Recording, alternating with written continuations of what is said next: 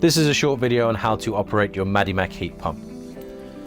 So first thing we need to do is make sure that the pool pump is on, as power to the unit is already displayed by the backlight being on, giving you the current temperature with water flow going through it.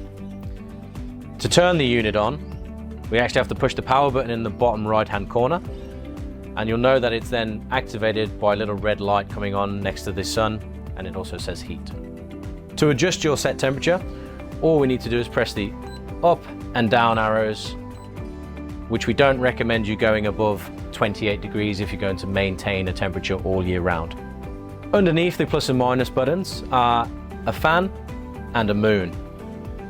These settings just mean for the fan that it's going to work at full tilt until it gets to temperature, and for the moon setting it's actually working at sort of 80%. When you turn the pool pump on and the heater on, it will also run through a sensing period of about 3 to 5 minutes. So it is one, sensing for adequate water flow, and then also sensing to see if it actually needs to come on and heat to that temperature. If the temperature in the pool is the same as the set temperature, then there's no need for this unit to come on. It will just idle and maintain that temperature and come on if it needs to, kind of like a reverse cycle aircon unit.